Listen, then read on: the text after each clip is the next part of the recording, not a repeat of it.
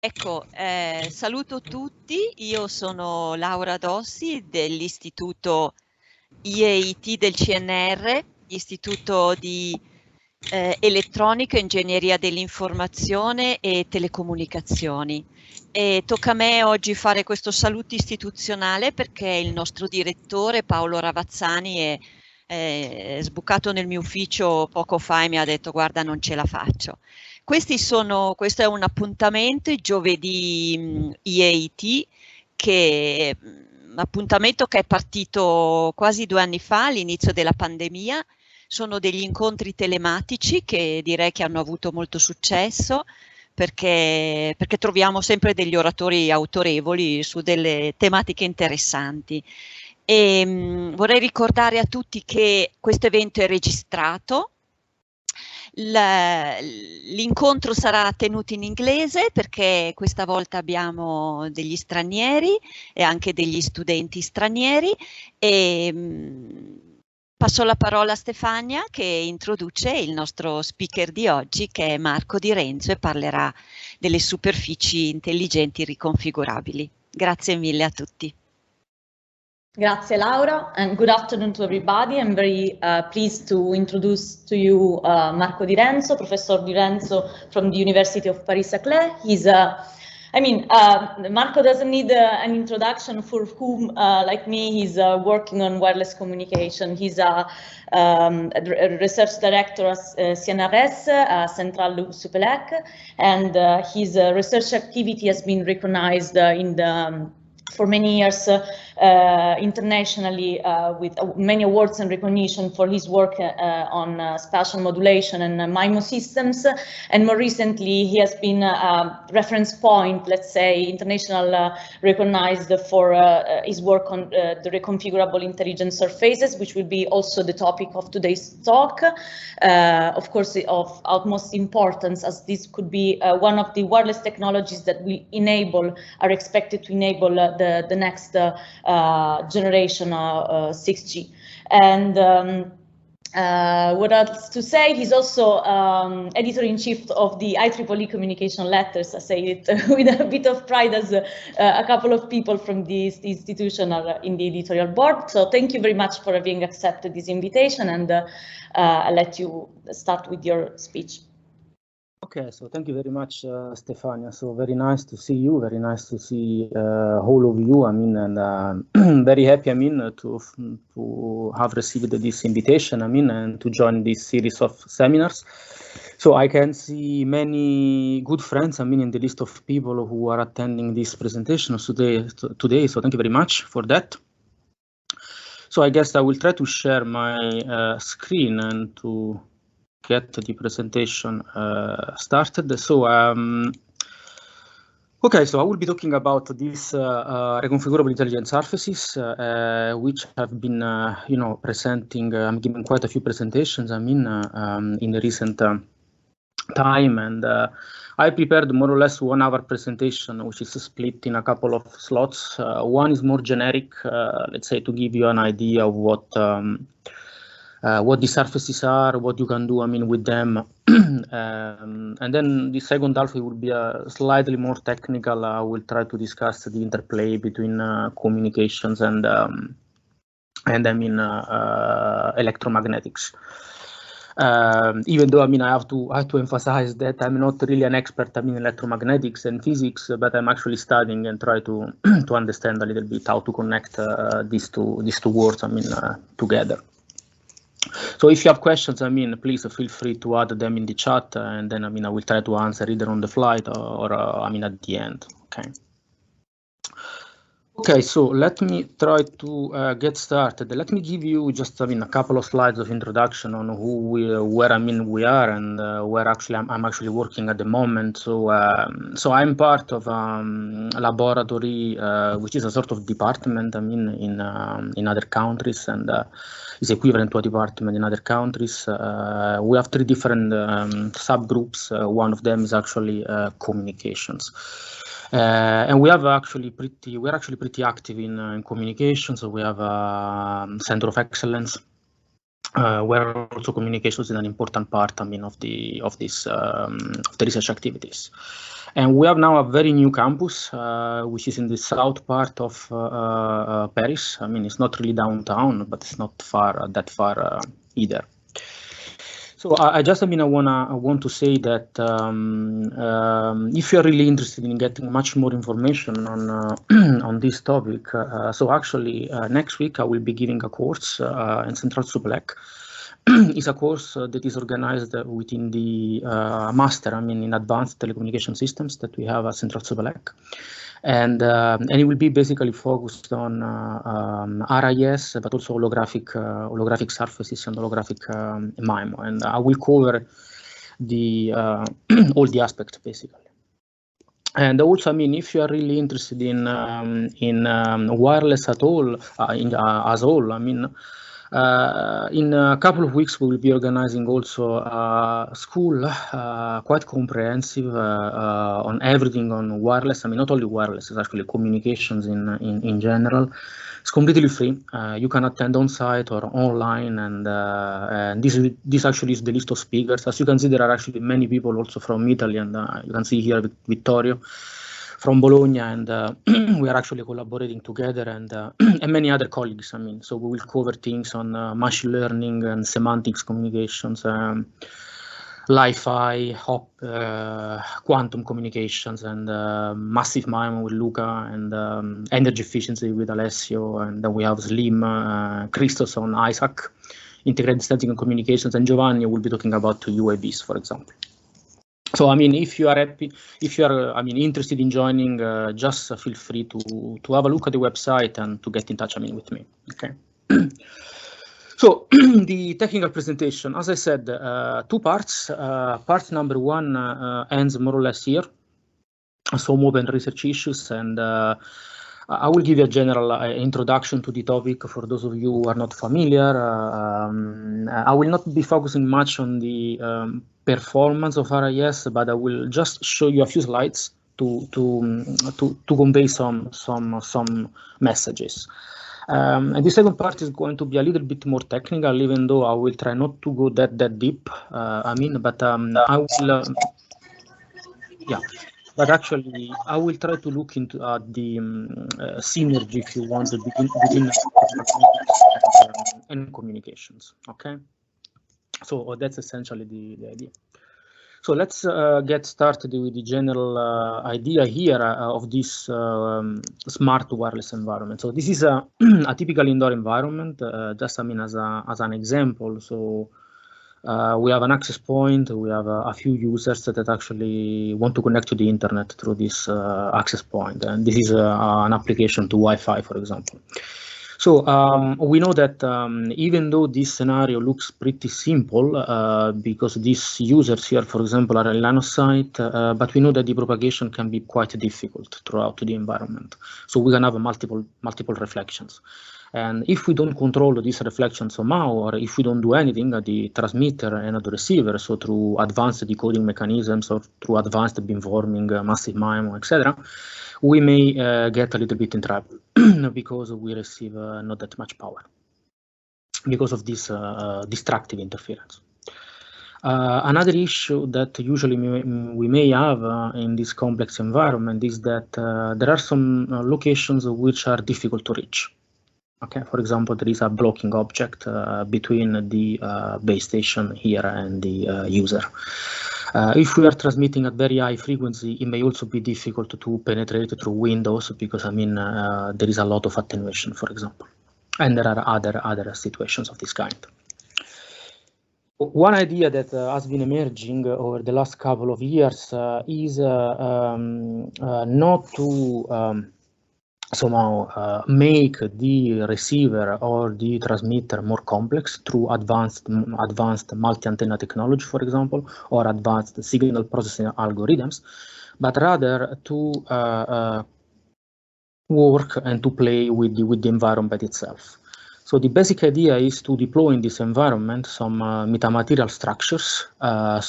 These are actually electromagnetic materials. which have one main functionality.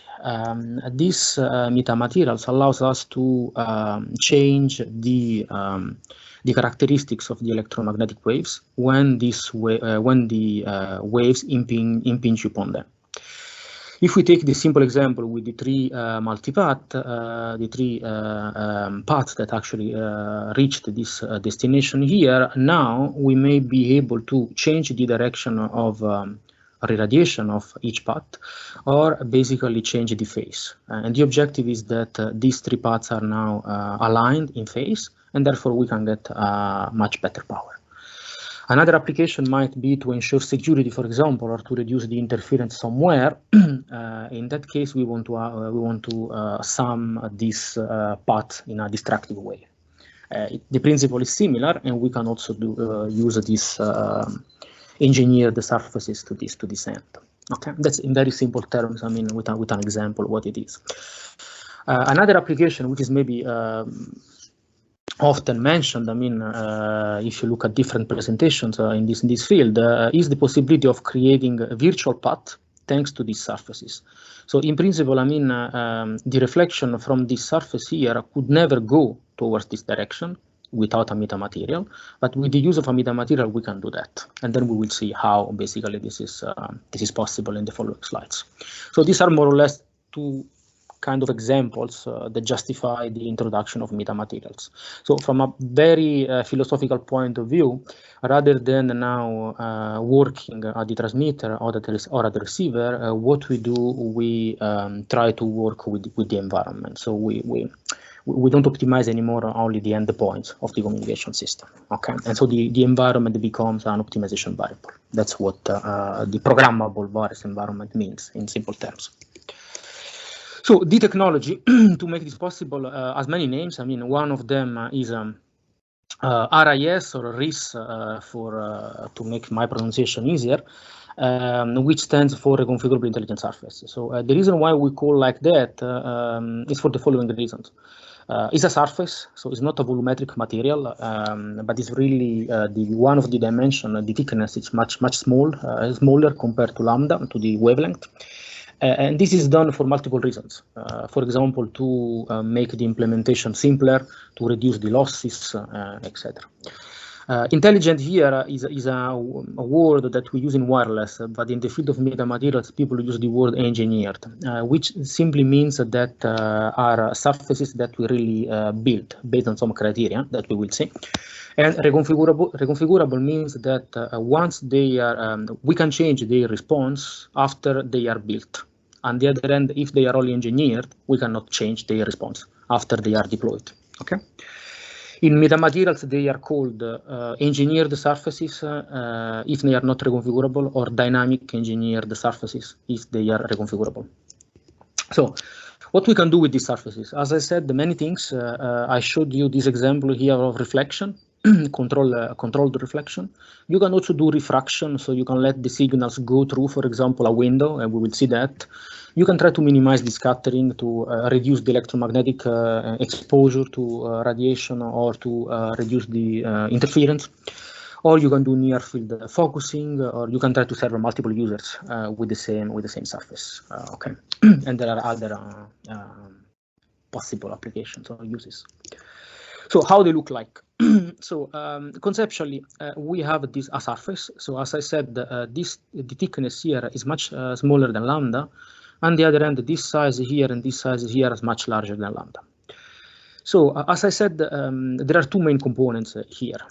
One component is the radiating elements, which are denoted here with a different H. These are called dog bone unit cells in jargon. They are basically small antennas, if we really want to simplify it.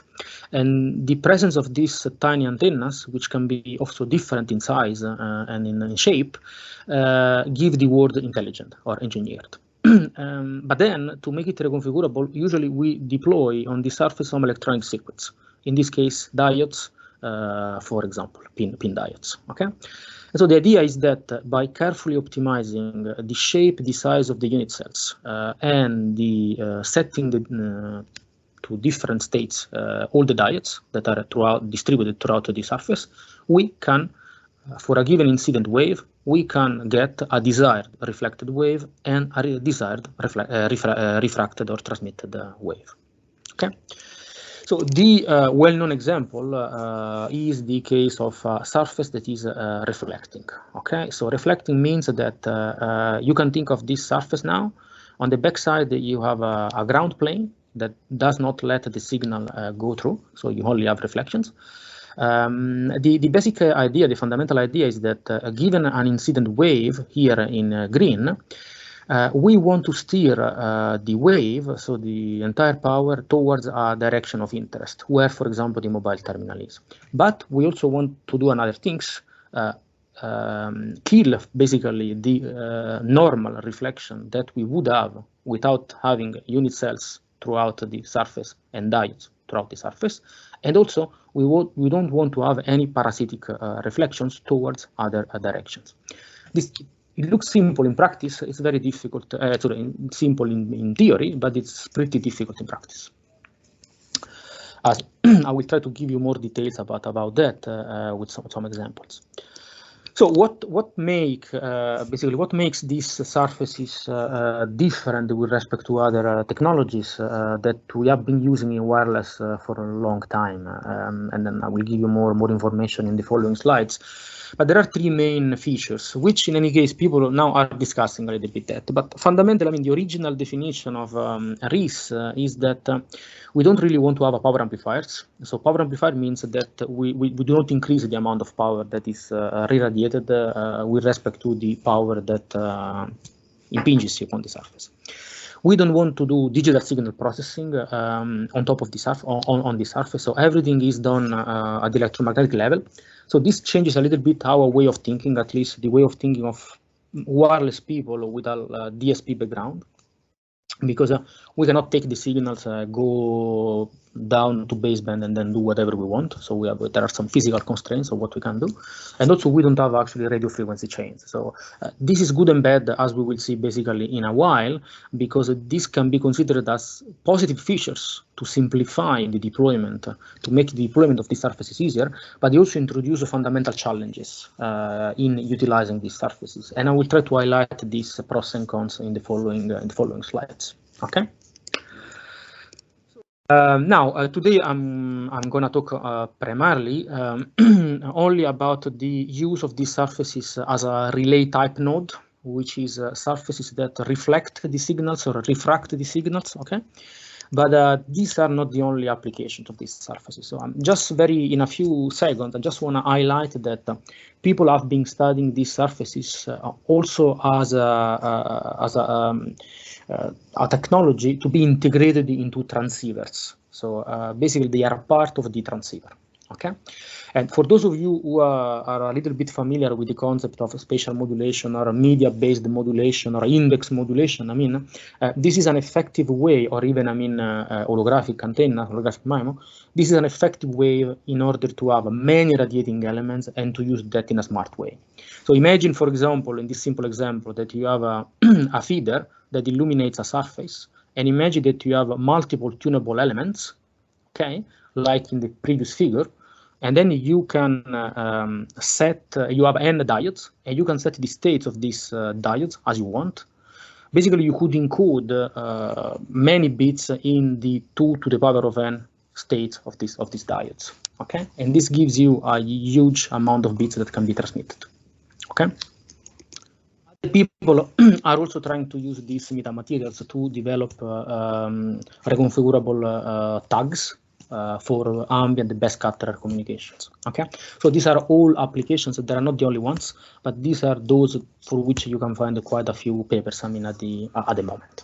Okay, so I will be happy to discuss this as well, because I'm working on that as well, but in the interest of time, I will talk only about the relay type surfaces. Okay.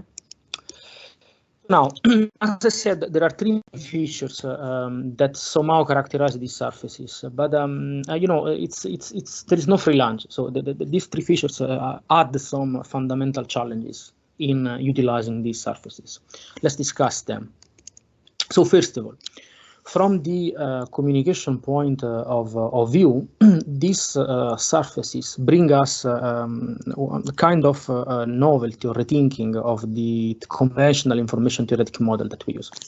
The typical information theoretic model that we use is the one with an encoder, a decoder, and we jointly optimize them, and we assume that the transition probabilities that tell us the probability that we receive a signal if we transmit a given signal, they are fixed, and we cannot touch them. Okay, so now if we deploy these surfaces in the environment, we allow the possibility of modifying these transition probabilities. So fundamentally, we can change, we add basically an inner loop, which allows us to have another degrees of freedom for optimizing the system. If besides using the concept of relay type surface, you also think of the application of these surfaces as transceivers, you could encode one stream of information onto the states of the diodes as well. And therefore, you are not only reconfiguring the environment, but you can also add more information. Okay, and this allows us to better utilize the resources that we have. Okay. Now, what is the fundamental take of enabling this? Actually, we have. I'm not going to go into the details as I said, but I would be happy to go if you have questions. Into the details of every single paper. Okay, but the idea is this. So this is a joint work with Osvaldo Simeone from King's College London, and we look at these surfaces from an information theoretic point of view. And basically here we assume this. We have a transmitter, we have a receiver, and then there is the transmitter that actually control this surface through a given control channel with a given rate. And so basically we ask the question, is the optimal use of this surface the pure relay type surface? So the surface that maximizes the SNR where we want, or we can use that in a better way from an information theoretic perspective. And it turns out that the best way of using this surface is also not only to do channel shaping, so to maximize the SNR, but also to do the encoding. So also to encode information onto the states of the surface. And we analyze the capacity, and we basically have proved fundamentally that the conventional case that everybody is using is strictly suboptimal, and on the other hand, doing the joint encoding is information theoretic optimal. But there is no free lunch, because you have a gain that strongly depends on your capability of controlling the RIS fast. If this control link is low, you may lose basically the gain with respect to this one. Okay.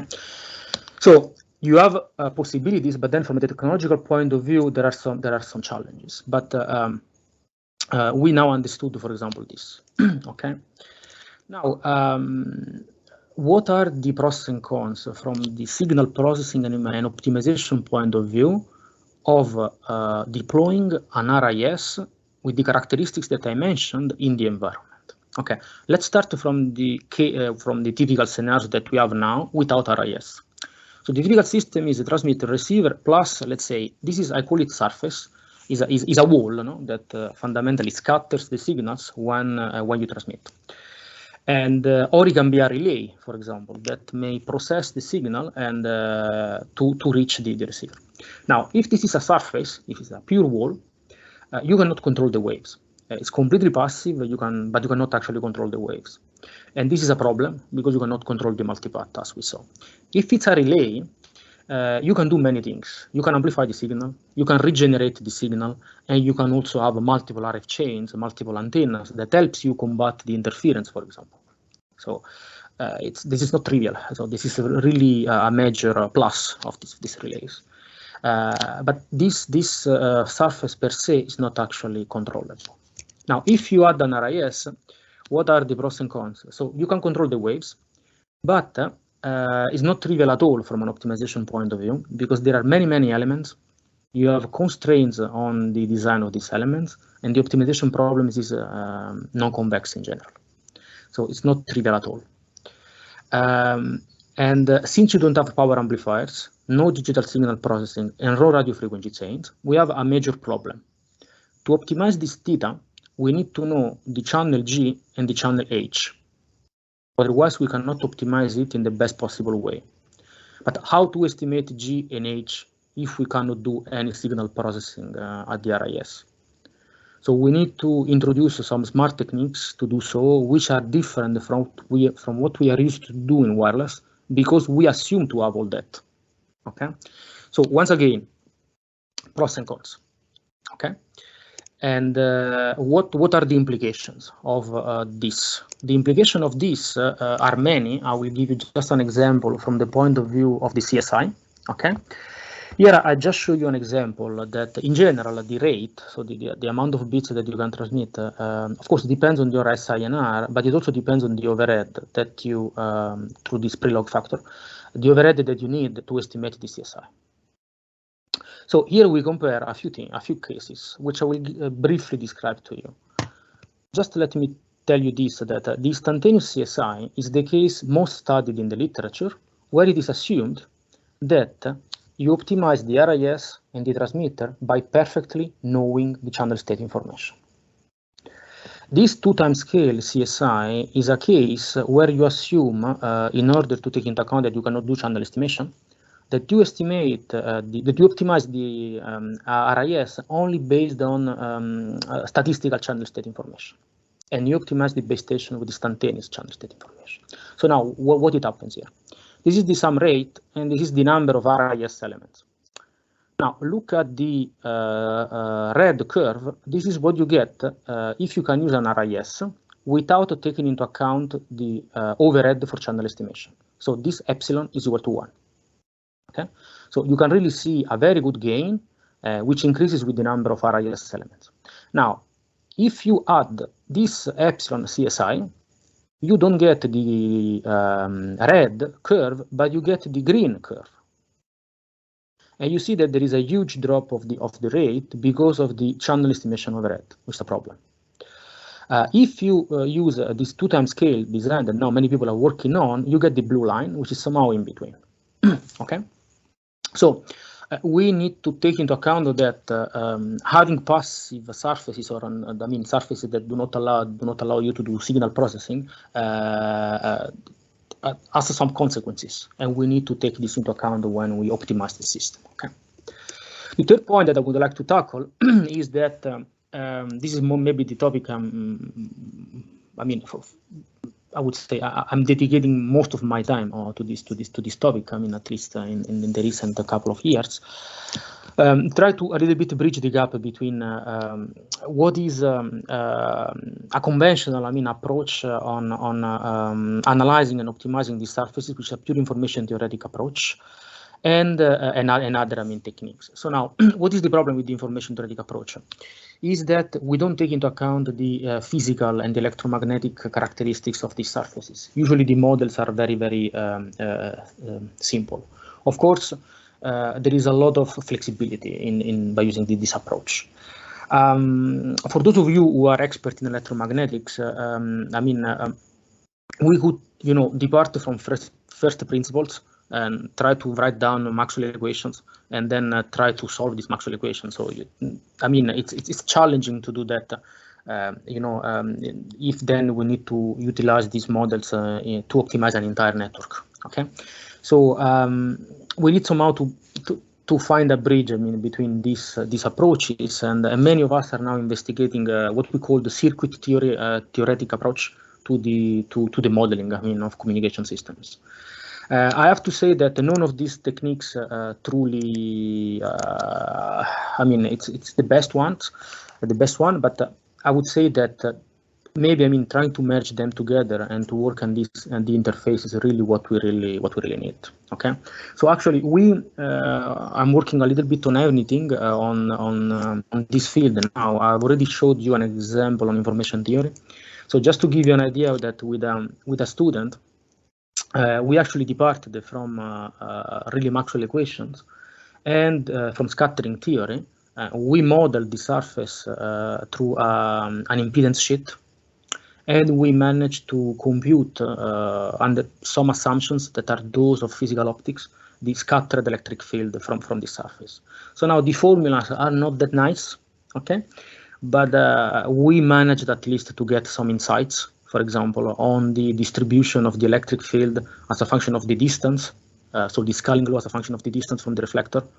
So the path loss, if you want, and also how the reflected, the intensity of the reflected fields changes with the size of the surface, whether you are when you are using the surface as a reflector, or when you are using it, for example, as a focusing lens. So we were able actually to characterize all these trends, but I mean the formulas are not so handy, I would say, but they played, I mean, their purpose. And then we also tried to depart from circuit theory, and this I will give you maybe more information in a while. But what we did is we fundamentally modeled every single element of the transmitter, receiver, and the RIS as an electronic circuits, more precisely as a voltage generator as an impedance plus a radiating element, an antenna, the transmitters, as a load and an antenna, the receiver, and as a tunable load, the RIS with the antennas. Basically, you can change the reflected field from each element by changing this impedance. Okay, we managed actually this was the first time that this was done. We managed to write an end-to-end channel model, which is the intensity of the, which is the voltage basically at the load of the receiver as a function of the voltage at the generators, in terms of a formula that looks very similar to a MIMO formula, but it takes into account all the physics, all the characteristics of the antennas, and the tunable loads. And this, I mean, looks like not that nice once more, but we managed actually to also write some optimization algorithms on that. And this is a joint work with Gabriele Gradoni from University of Nottingham. So this is just to give you an idea that these surfaces allows us to have a lot of possibilities, but there are challenges. And people are really trying to tackle the problem from different point of views. I mean, pure information theoretic, pure optimization,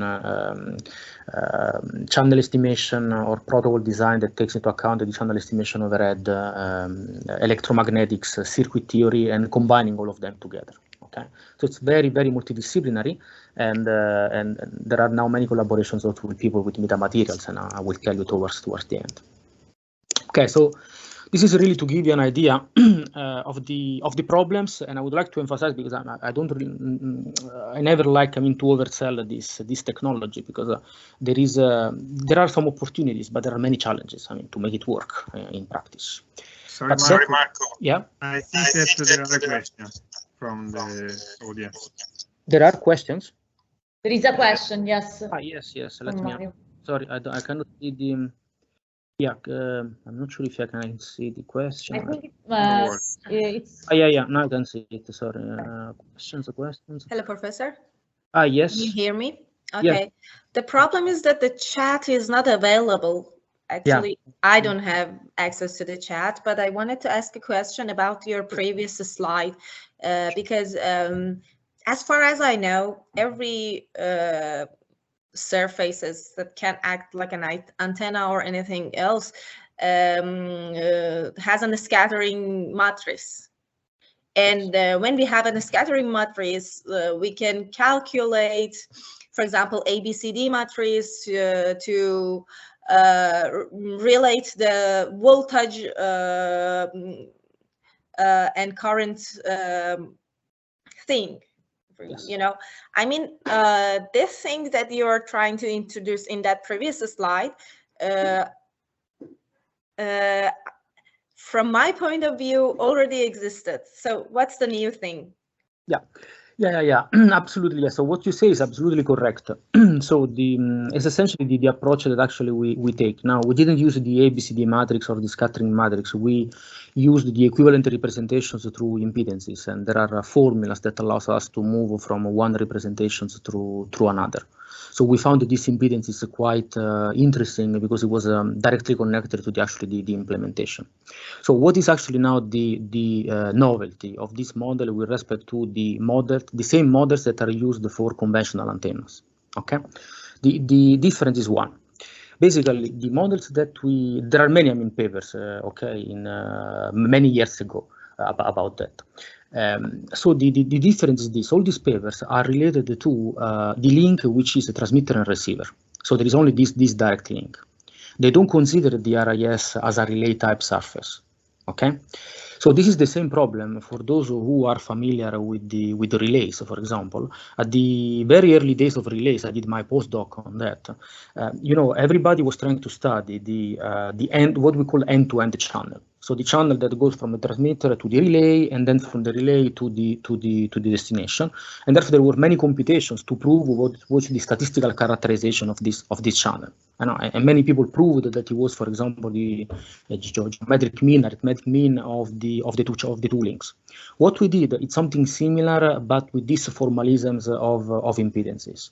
We were able to rewrite this channel end to end by removing the I would say all in terms of the voltage at the transmitter and voltage at the receiver, by removing the voltage and the currents that are at the RIS. Okay, and there we were able only to appear in this in the formula only appear actually the impedances. This is actually the contribution that we did, and we managed to do that by actually proving it rigorously through the boundary conditions, by assuming that these elements are actually ideal wire antennas. So we applied the boundary conditions of the electric field. The total electric field on actually the wire is equal to 0, the tangential component. So we really managed to do that. But the techniques was applied in the past only for these one-to-one links. Okay, and also the theory of mutually coupled antennas is actually known, but it was never applied to these two-op links, and that was the mathematical derivation that actually we had to do, which basically was not available. But there is a major assumption in this paper. Okay, it works for minimum scattering antennas, and now we are trying to check whether it works also for more general antennas. But there is a fundamental assumption in the derivation of the paper that we did. So to summarize, for those of you who are familiar with the relays, we basically did the same that people were doing with relays in the early days, that we managed to write this end-to-end channel as a function of the constitutive channels, which was not trivial at all. I mean, it's not very difficult, but it was not trivial at all. Yeah. But I mean, you are right. So that's the departing point was exactly what you said from Pozar books, etc. Did I answer more or less the question? Thank you, Professor. I get the answer. Thank you. Good. Okay, so I'm not sure if there are other people who want to ask, but let me go back. Okay, so now very quickly, I mean, I just want to say what there is around and why there is much interest in this kind of surfaces. So first of all, there are many European projects that were not sure. Let's see.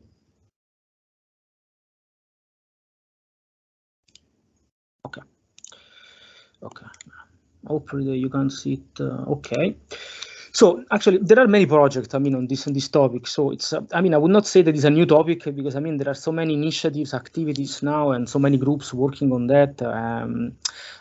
Maybe I mean the first one of the first ones was Ariadne. Now I mean the largest one, I guess the most focused one, is this RIS-6G, and there are many people from Italy and France involved in this, and this project is quite large.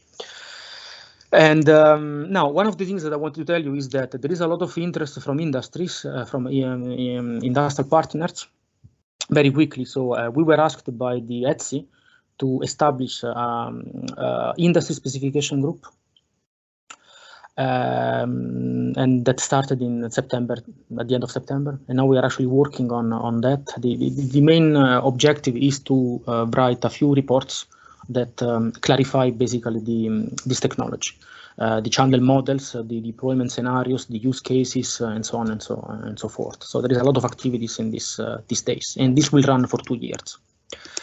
Now, we also tried to give a sort of definition in this ISG. So one of the key points that I want to emphasize is that that is clear, I mean, to all the people now in this ISG, is that this surface needs to be integrated into the network.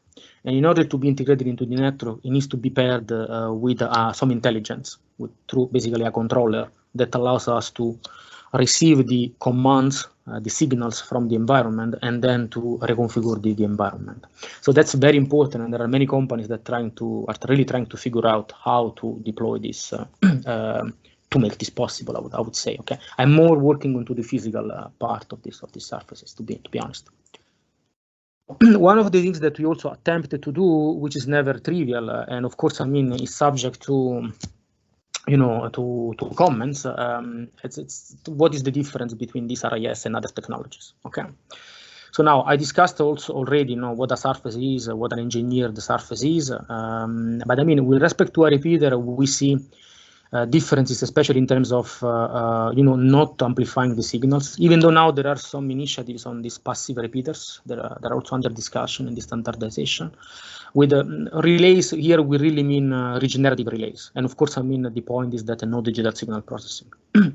And of course, I mean, massive MIMO give us the greater flexibility, greatest flexibility, but I mean, there is some complexity involved and power consumption involved. So it's really to try to find a way and the good compromise, okay, in terms of deployment cost and performance. There are many companies involved, so if you are interested, I mean, in joining, you can see that there is CNIT, for example, already involved as part of this initiative. So I guess that it would be nice, I mean, to have all of you if you are interested in the discussions. The discussions are actually open and everybody can attend. So now many people ask, so what is left in this field of research? I want to tell you quickly and then to go a little bit more into the electromagnetics. But I think that there are many papers around, but I think that the vast majority of problems still needs to be solved, in my opinion. So we really miss models that are accurate, realistic enough, and tractable. So the models that I even showed you in the previous slides are, you know, relatively tractable. I mean, they are not super tractable, okay, but it's a first step. There is a lot of interest now in the fact that most of the works do not really consider interference. I mean, and then I will go back to this point when I discussed the electromagnetically consistent models. Interference in a very broad sense. And there are many discussions on how to incorporate interference, how to model this interference statistically, electromagnetically, and I will give you the electromagnetic perspective to you. And also there are no system level studies. So far we really had only toy scenarios. Okay, I put the RIS there, I optimize this location, I consider the best case, and okay, I get that gain. But we really miss this, and I will show you some results that we did with a company. And then these surfaces are not integrated into ray tracing simulators. And now there is a lot of activity now with Vittorio degli Esposti from Bologna. It's a major expert in this field. And we're working together in order to find a way to integrate these surfaces into ray tracing simulators, for example. So one of the questions that everybody asks is, so okay, what kind of use cases? So where are the best use cases where I should use these surfaces, you know, where I can get some gains? So frankly speaking, I don't have a general answer to this question. So, but I will show you a couple of slides from companies that are proposing these surfaces for a few applications. I will not show you all the cases. I will show you a couple of cases that I recently found. So this is a case study from Docomo, and Docomo see a nice application with what they call transparent metasurfaces. Transparent metasurface is really that you have a window that can manipulate the waves, and they have prototypes for doing that. One application that they see is that you have a base station that wants to communicate from outdoor to indoor, but this penetration of a millimeter wave signal through a window can introduce a lot of losses. And therefore, they are deploying some windows that are meta surfaces that operate as a lens. They take the signal, they focus the signal on a point, on a focal point, which can be another surface, another RIS, and then this RIS broadcasts the signals into the room. So this is a typical use case for high frequency applications, where you can really see that you may make the outdoor to indoor communications more reliable. And this transparent surfaces, just to give you an idea, there are now companies that are actually trying to develop them. Because it's true that we would like to deploy these surfaces everywhere, but they may look a little bit ugly. I mean, if we put antennas, I mean, everywhere of this kind, especially because they need to be relatively large, okay, in size. So these are the kind of things that we are now looking at, and now we are also writing some reports on the actual use cases. So this in a few months, this should be should be available through the ETSI portal. Okay. Now I have just 15 minutes here which would be impossible then to go through the details, but to discuss a little bit some problems in trying to develop models that depart from Maxwell equations and highlight a few issues that are not often considered in the wireless community, but they play an important role in my opinion. And now, I mean, I'm trying to focus on those activities. And this is a research work in collaboration with a colleague, Sergei Tetrakov from Aalto University, who is an expert in metamaterials. So we are trying to join forces to understand a little bit this technology a little bit better. Now, looking at all the papers that exist, basically there are three main models that you can use in communications to play with these surfaces. The most used one is what we call the locally periodic discrete model. So basically what you do, you consider that this RIS is made by a repetition of elements that are all the same, for example, and they are connected through circuits. Why this is called the locally periodic model? Because we assume when we characterize the scattering properties of this RIS, that we characterize it by assuming that on this RIS we set the configuration of the pin diodes all to the same states. That's what we do. And then, I mean, we argue that this model can be applied even when each of these elements has a different basically states. Okay, so there are some approximations that we apply, but this is the model that everybody uses. Okay, now I cannot go into the details because my focus today is on the third model, but I mean this is a model that many people are actually using at the moment. The second model is the mutually coupled tiny antenna elements, and this is the one that I introduced to you before, where we don't use this locally periodic approximation. We consider the antennas connected to tunable loads, and we are able to take into account the mutual coupling between the antennas. This is a model that now we are using a lot within this RIS-6G projects in order to truly understand the flexibility and whether it can be applied to general RIS structures. Okay, so these are now the two models that this is not so widespread used as the first one. But there is another one which is theoretically, I mean, interesting, even though it's a truly, I mean, a theoretical abstraction at the beginning, which says the following. It's true that from the physical point of view, we have tiny elements, discrete elements that can be, I mean, the interdistance can be different. But we can model under some conditions, and if this interdistance is much smaller than lambda, as a continuum. So we have what we call a continuous metasurface, and we model this metasurface through a continuous surface impedance that I will try to describe to you in the next few slides. This is the main, I would say, benefit of this model is that you can derive it from electromagnetics, as I will show you now. And it is, I would say, it does not depend on the actual implementation of the surface. So this model here actually depends on the structure of the unit cell, on the structure of the circuits, okay? And you really need to have different, code books if you want, or lookup tables to work with that. This truly depends on how you implement the unit elements. This is, on the other end, is a pure mathematical abstraction that just depends on Maxwell equations. So it's very nice. Once you optimize this mathematical abstraction, you can think of how to implement it in practice. And so this is the reason why I like it a lot, because we can do a lot of mathematics while fulfilling Maxwell equations. Okay. So the idea is this: you can think of the surface made as you want. Okay, we don't really care. What we say is we create a mathematical model, which is this abstraction, where we have what we want to do is this: we want to model the electric field that impinge upon the surface, the electric field that are transmitted throughout the surface, and the electric field that are reflected from the surface. And I want to find an electromagnetic consistent relation between these fields, electric field and magnetic fields. And this is possible through what are actually called generalized sheet transition conditions. Basically, you can model a surface through dyadics or through, matrix, if you want, that basically link the electric field on the top of the surface and the electric field on the bottom of the surface with the corresponding magnetic fields.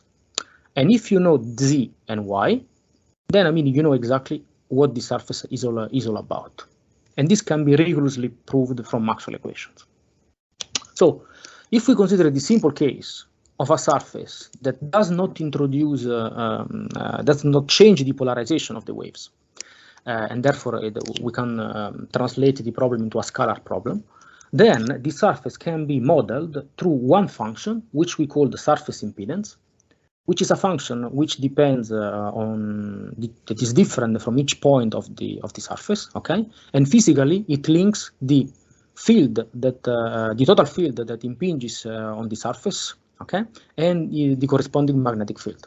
It's a sort of voltage divided by currents, if you want, in an equivalent circuit model, okay? So, and this is pretty powerful because if we can depart from Maxwell equations, take this electric and magnetic field, then compute the SNR, and then write the SNR, the received power, we could write an optimization problem that depends on this Z, okay? And then we could truly optimize the surface by taking into account electromagnetic constraints. And this is what we did in the paper that I showed you. And now I will briefly tell you the implications and some of the results that we obtained in this context.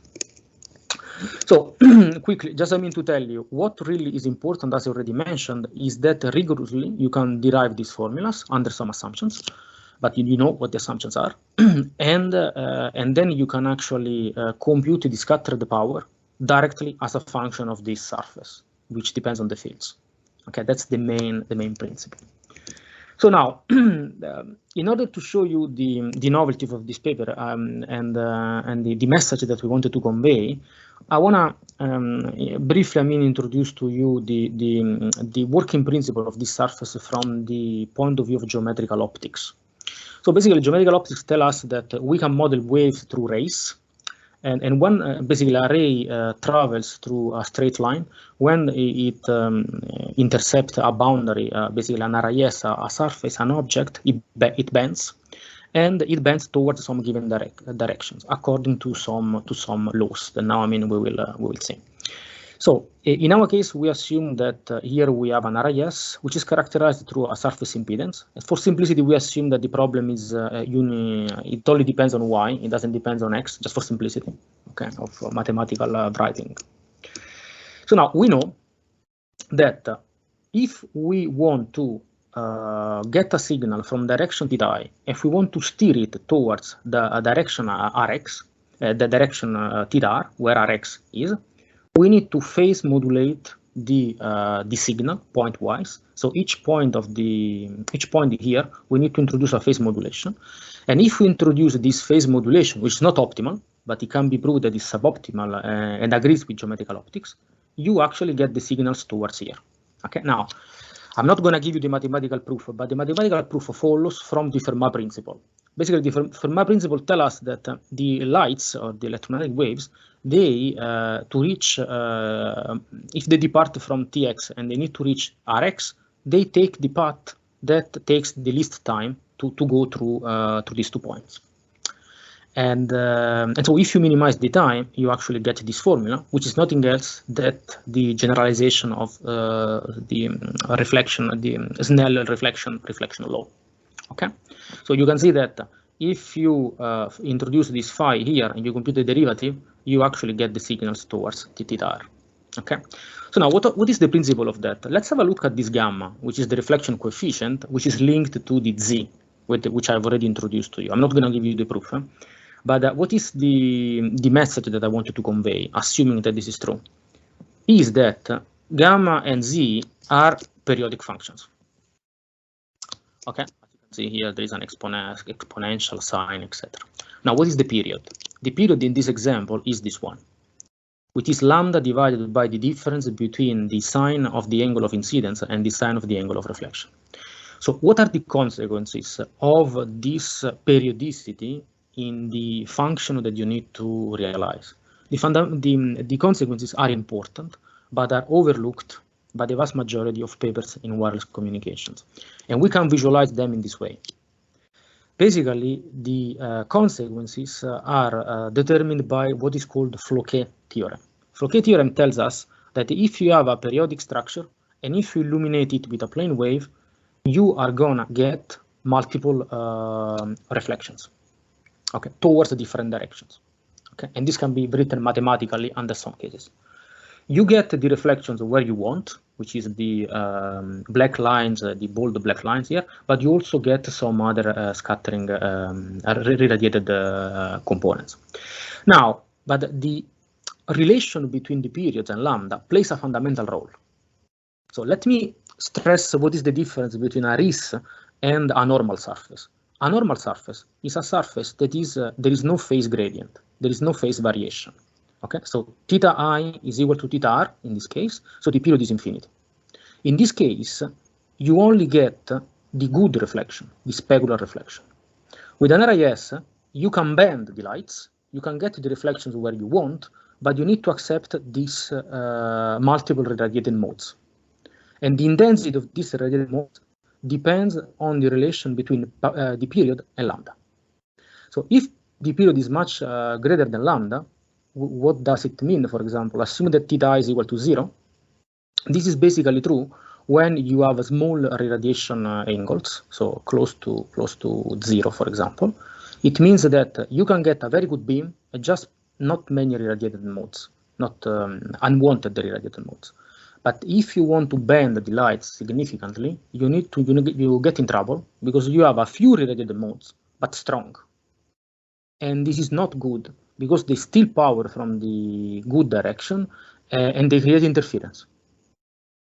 So that's a problem, okay? And this is overlooked in wireless communication. So I need to close in 5 minutes.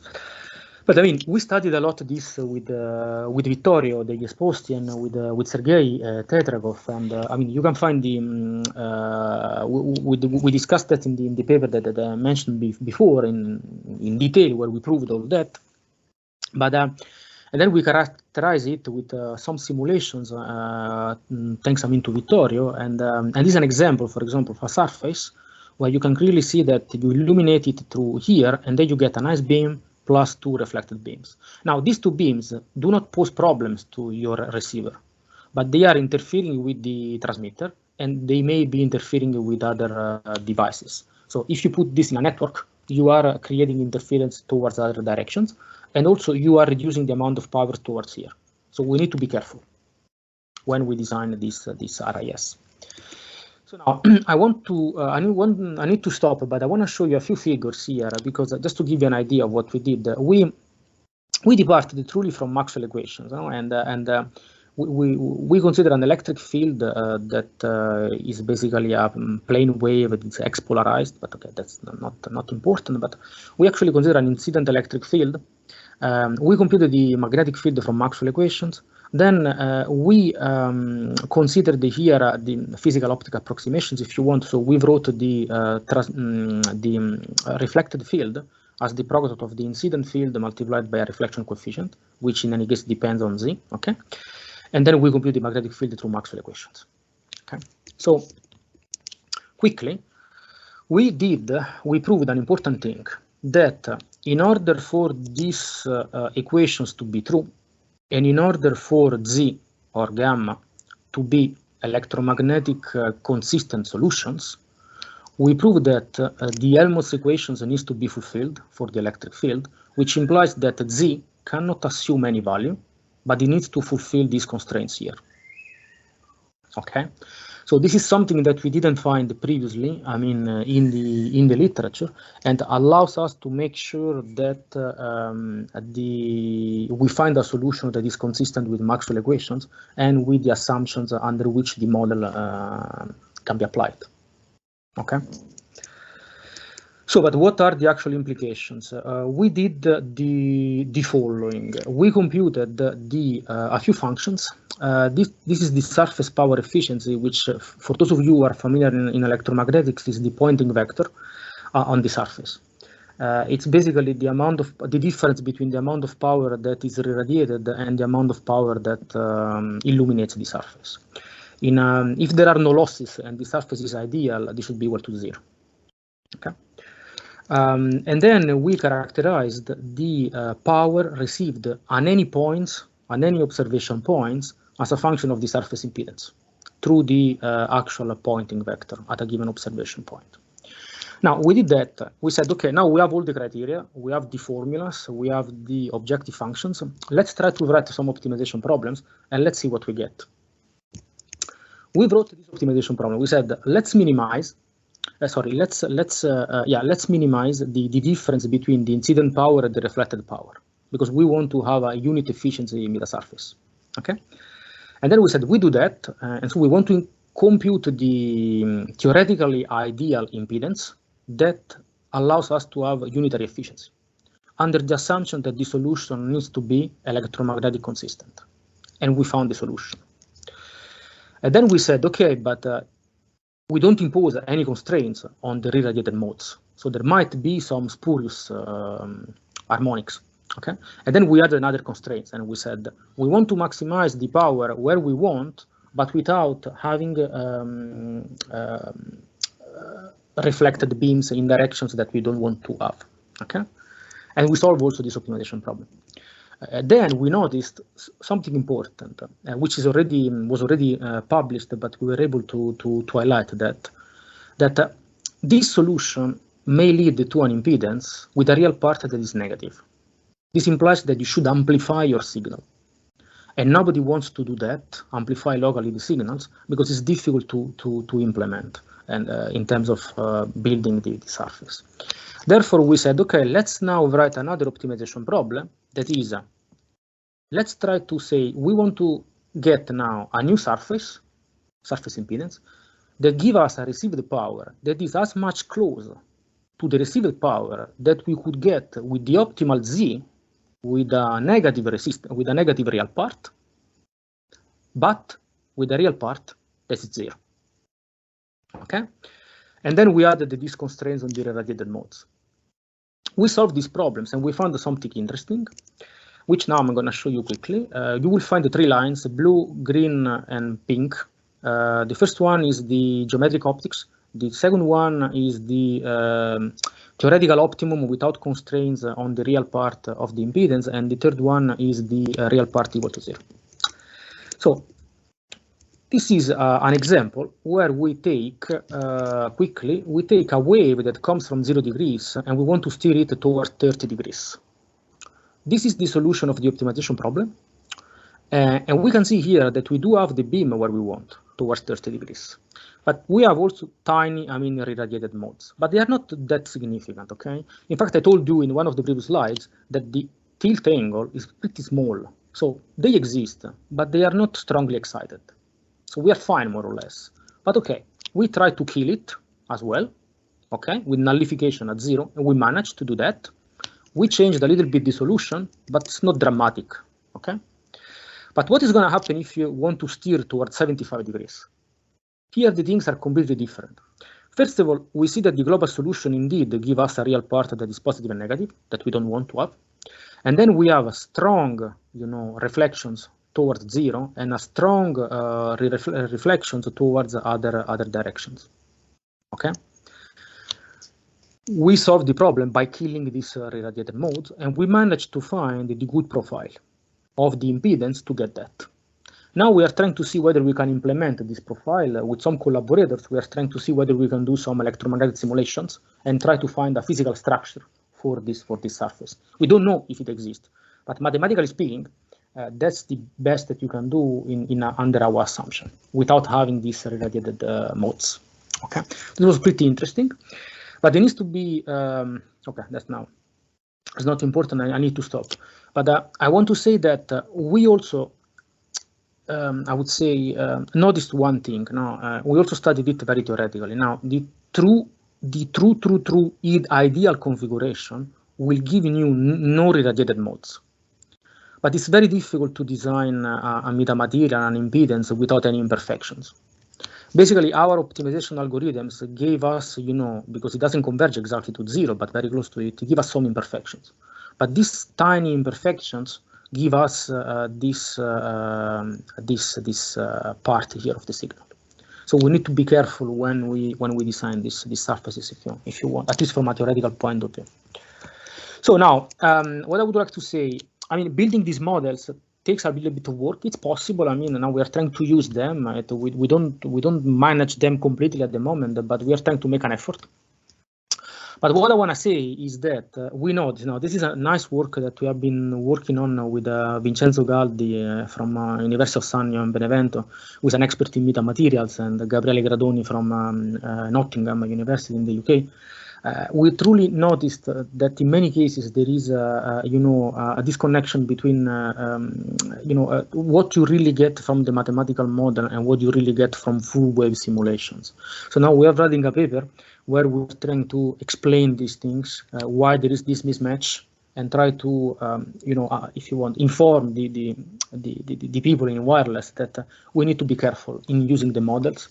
And we cannot use the models without taking into account their region of validity or ignoring the assumptions. Okay, that's very important to be acknowledged. Otherwise, we may miss the point. So okay, I stop here. I just want to tell you, if you are interested in some system level studies, we did that thanks to the help of a company that allows us to run some simulations on a sophisticated system level simulator that they have.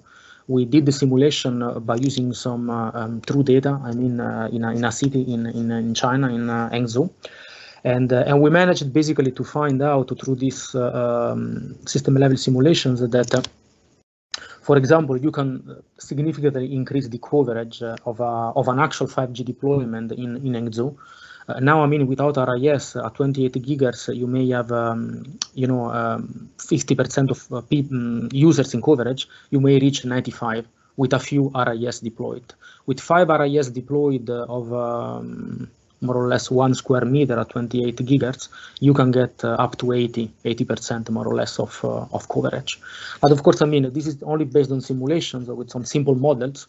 Now we need to plug into that more accurate models in order to truly figure out what the gains are.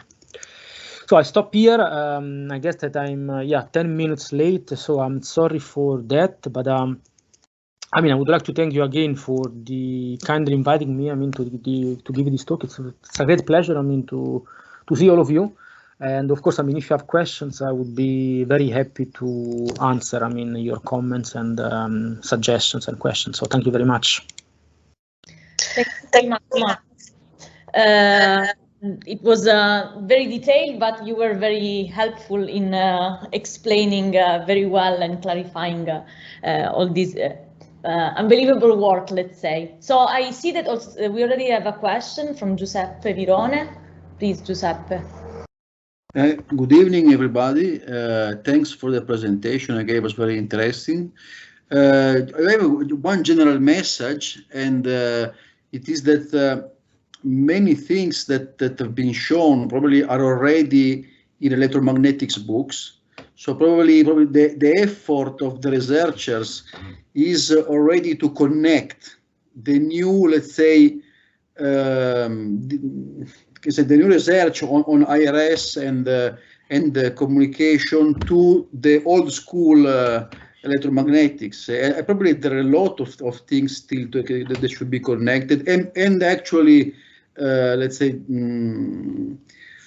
probably presented in a way that can be understood from both communities. It's not only just to make new research, but at least to formalize the things in such a way that can be understood by both communities, and this would be very helpful. So probably this is already very important work for us.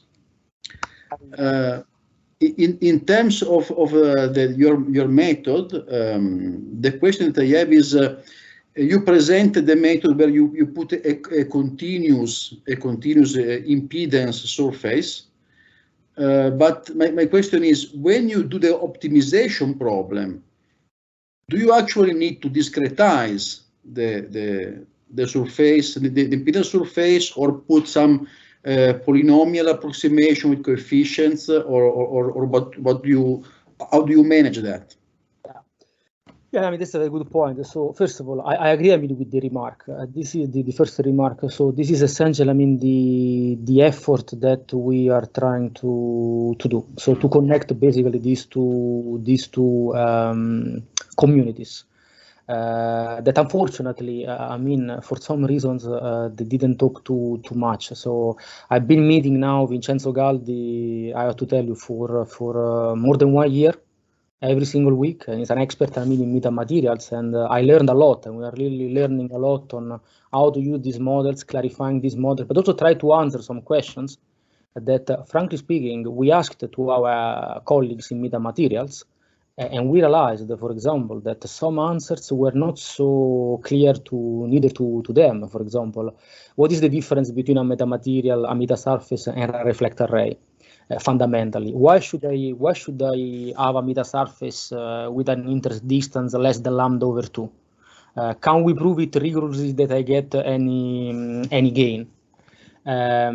Is this locally periodic boundary conditions reliable under some? So, for example, with Vincenzo Galdi and with Sergei Tetrakov, we are trying to answer these things. And you can, for example, Sergei recently wrote a tutorial on Archive where he tries to explain this to the community and try to explain this kind of thing. So I agree basically with you that we are basically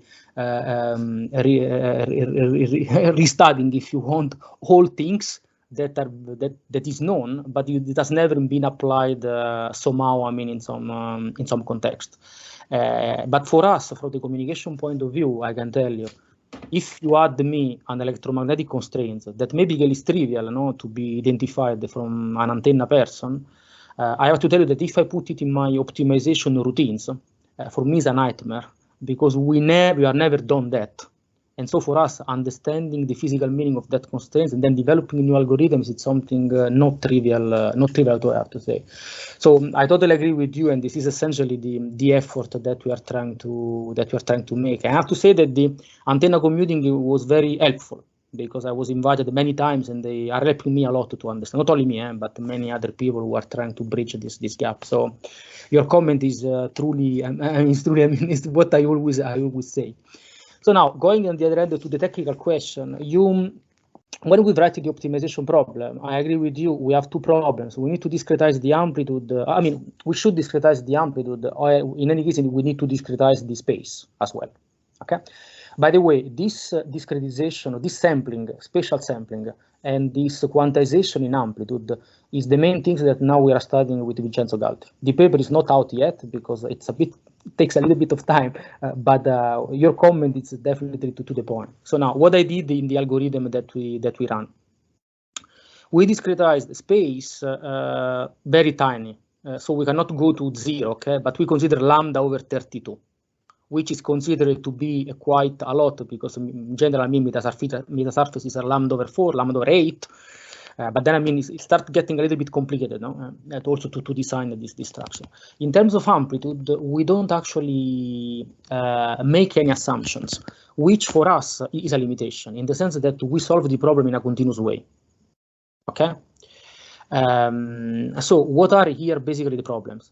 Is that if we solve it in a continuous way, then we don't know whether we can truly implement it, because there are some constraints on the implementation of the impedance that we can realize. Therefore, we need to map it into components that we can actually realize. And in fact, you can see that sometimes the difference is very small. And the question is, can you actually build a data component that allows you to do that?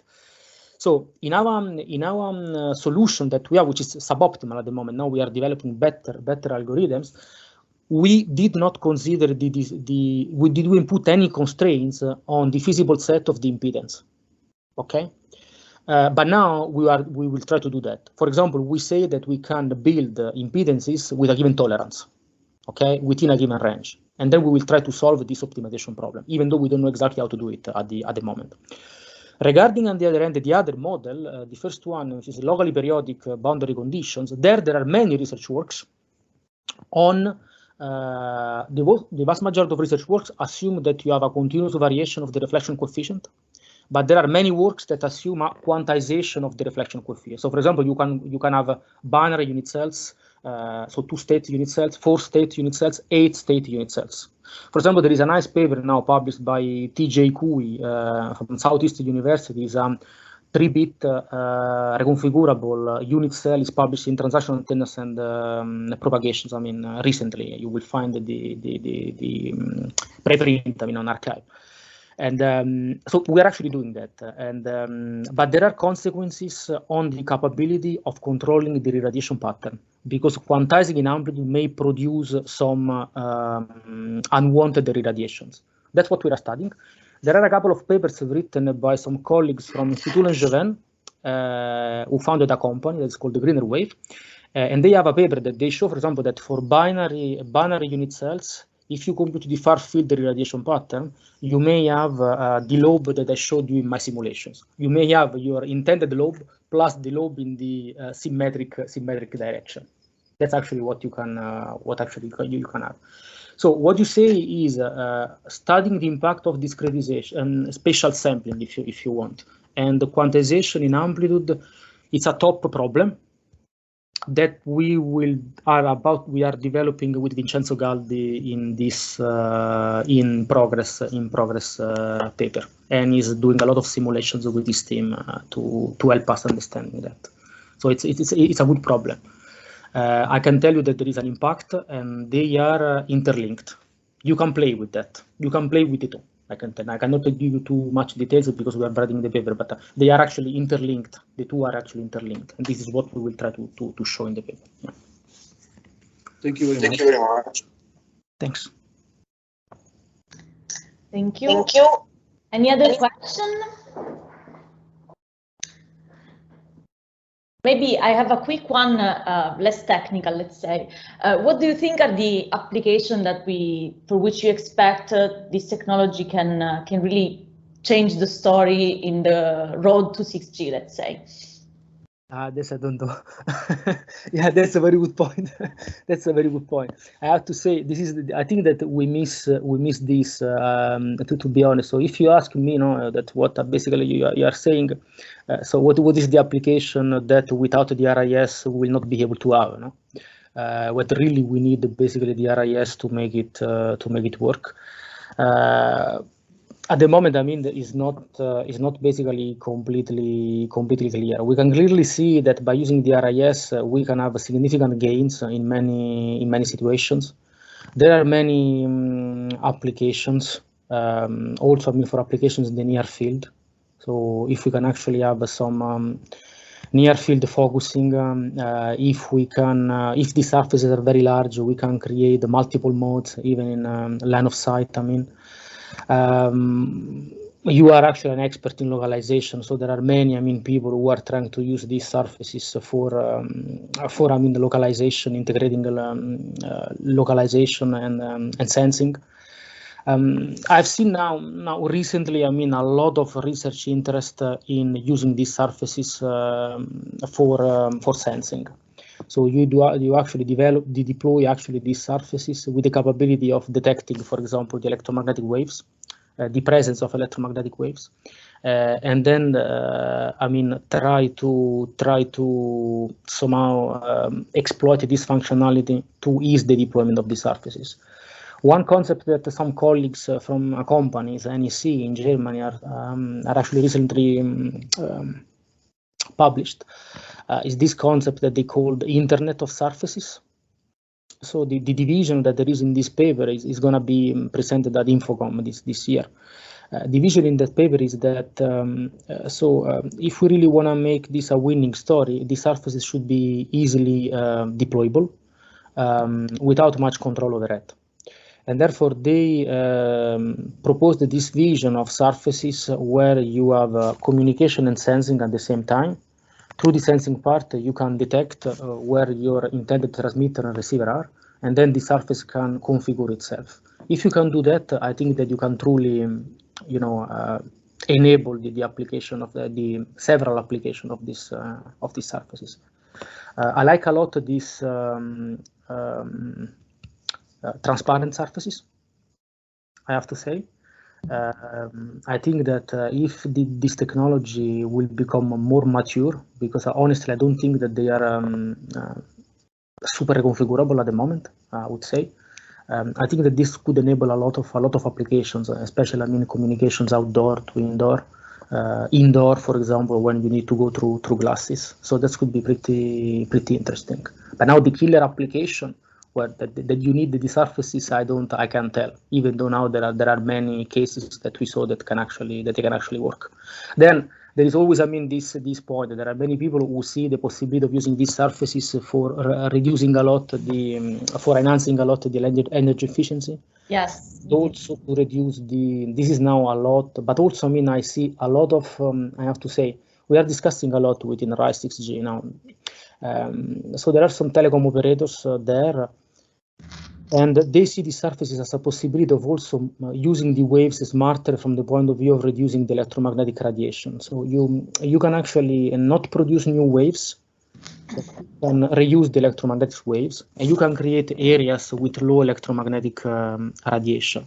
So this is another, I mean, interesting perspective, and of course, ambient backscatter communications. Also, there are some applications, some use cases that people have shown that these surfaces provide some gains. So for the moment, I mean, these things are under discussions. Yes. Yeah. Thank you very much. I think if there are no questions, we can close the call. I really thank you very much for joining us and for dedicating all this time. The next, I want to just to say that the next giovedì will be in 1 month, and you will receive the email as usual. Okay, thank you very much, Marco, and to everybody for joining. Thank you very much. Thanks. Bye bye. Bye bye. Grazie mille. Bye. Ciao, grazie.